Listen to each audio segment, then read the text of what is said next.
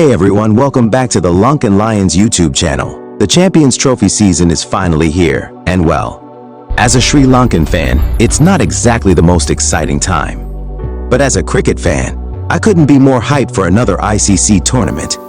This video series is all about the 2025 Champions Trophy, but with a twist.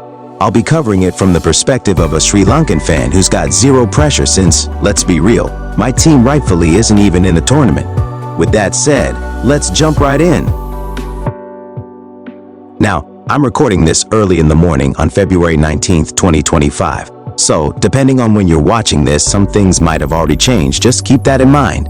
As I mentioned before, I have absolutely no stress as a Sri Lankan fan when it comes to this year's Champions Trophy. And I specifically said rightfully so. If you're wondering why. Well, here's the story. Why Sri Lanka missed out.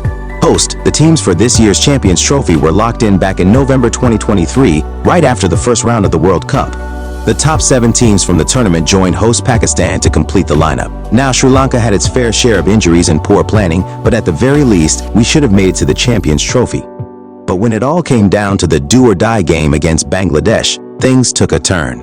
Instead of focusing on winning, we got completely sidetracked by a controversial dismissal while batting.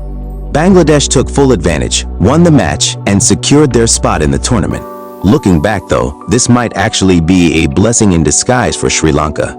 Sure, we've been playing great in ODIs at home, but international tournaments are a whole different level. Instead of going through yet another ICC tournament disaster, this could be the perfect motivation to finally build a solid plan for the 2027 World Cup. Alright, enough about Sri Lanka. Let's talk about the tournament itself. Everyone's throwing out their predictions for the semifinalists, but instead of just picking 4 teams, I want to go over the top contenders based on my personal opinion while keeping it logical. Pakistan, hosts and defending champions. First up, we've got Pakistan. They might not be the most settled team, but playing at home is a huge advantage. And let's not forget, Pakistan is always unpredictable in ICC events. Even with some games happening in the UAE, that's not an issue. They played there for years before moving back to Pakistan. India, last tournament's runners-up.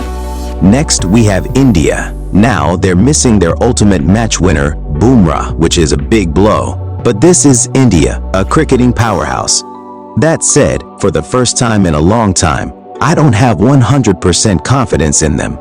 Still, they've got more than enough firepower to make a deep run. The real challenge? Pakistan and one other team, New Zealand, the ICC event specialists.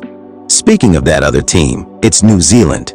No matter what, you can always count on the Kiwis to show up in ICC tournaments. And with their recent Tri-Series win in Pakistan, they've gained both confidence and crucial experience in these conditions.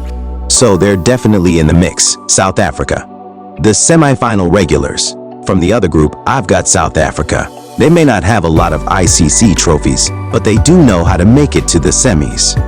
And I don't see this time being any different. Their biggest hurdle? Breaking past that dreaded knockout stage curse. Luckily, they've had some decent game time in Pakistan recently, which should help. Australia, the ultimate competitors. Now, let's talk about Australia. They haven't had much success in recent games or past Champions Trophy tournaments. Plus, their bowling attack is depleted due to injuries. But let's be real, this is Australia. If there's one team that knows how to rise to a challenge, it's them. You can never count them out. Afghanistan, no longer a dark horse. Afghanistan isn't a dark horse anymore. They're a real threat to any top team. And honestly, I wouldn't be surprised if they made it to the semifinals, just like they did in the last T20 World Cup. England, not looking like contenders.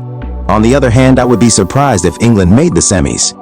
They're in a transitional phase right now, and I just don't see them as strong contenders this time. Bangladesh, the team I'm most excited about.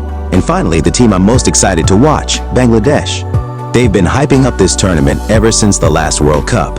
And let's be honest, no team talks this much about just participating unless they're planning something big.